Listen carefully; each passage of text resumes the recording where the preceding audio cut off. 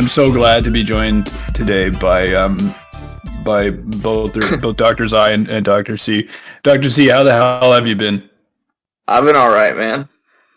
Well, Just in the manic prodrome. Oh, you're prodromal. That's Yeah, hypomania calm, is apparent. calm before the storm. Oh, hypomania feels great, man. Yeah, are you And I know hypersexual? definitely, Ugh, but of the gross. solitary kind. Hypersexual insult. That's actually the hypersexual incels are actually playing at Gabby's tonight.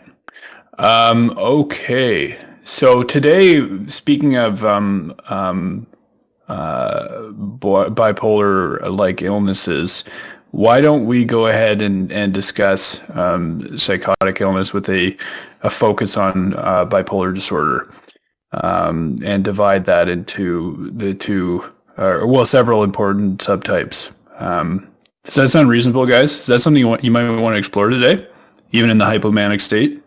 Hell yeah. I mean, it's going to be sure. testing for sure, like asking what the difference between the manic and the hypomanic is and all that nonsense. Yeah, this is high yield, absolutely. So, so what's your understanding, Dr. C, of bipolar disorder? Well, it's characterized by highs and lows. Bipolar 1 is the full manic, and that affects 1% of the population. Bipolar 2 is the hypomanic, and that probably could be a lot more. We don't really know. Fair enough. Yeah, maybe we don't know because they're not presenting to the emerge with, the underwear on their head, screaming about Jesus. Now that's a little insensitive. Admittedly, there's a lot of people whose lives have been negatively impacted by bipolar illness, but we have to treat these things with a little bit of levity. Otherwise, we might go psychotic ourselves. To add to that definition, starting with bipolar 1, there has to be at least one manic or a mixed episode that is a depressive episode, not attributable to major depressive disorder. And the manic episode has to, and I think this is important, last at least 1 week with symptoms most of the days, with symptoms most of that week. So it's not this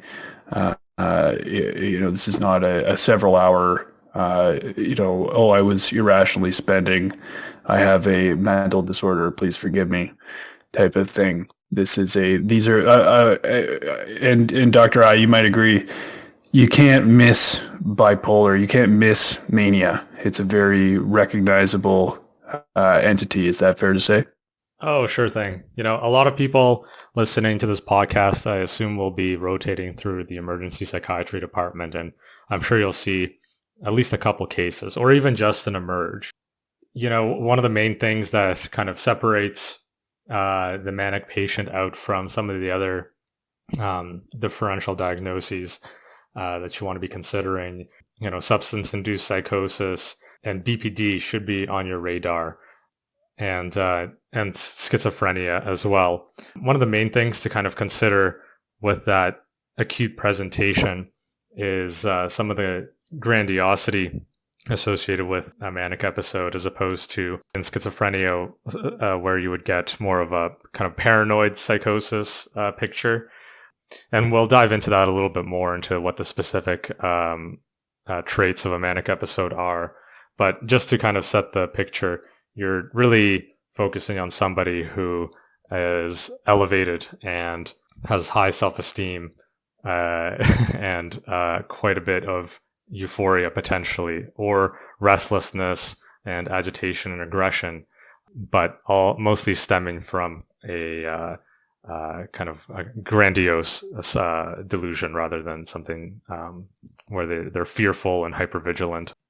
Right, and I think that distinction is really important because schizophrenia it can be so debilitating and needs to be intervened on quickly, whereas perhaps you have a little bit more time with bipolar disorder. So we can circle back a little bit, but since we introduced some of the symptoms, if there are any takeaways, the following acronym is useful, is very useful, and that is dig fast. So you might be asked, what are characteristic symptoms of bipolar disorder? So dig fast is the mnemonic that is common. So D for distractibility. I for indiscretion, risky activities. In Dr. C's case, compulsive masturbation. Grandiosity, like you said, is G, or an inflated self-esteem. Flight of ideas, that is racing thoughts, tangential thoughts. A is for activity increased, and it tends to be goal-directed activity. So, like Dr. I was alluding to, these grandiose, plans can be activity-oriented rather than totally irrational or disorganized, which might be more characteristic of schizophrenia. S is for sleep deficit, and I think that that's also, and doctors, you may agree with me, a useful symptom to distinguish from schizophrenia. So sleep deficit is important because these folks that are, feeling somewhat euphoric, have all these grand plans, will report going a week, sleeping 3-4 hours a night in some cases. That would be less characteristic again of something like schizophrenia.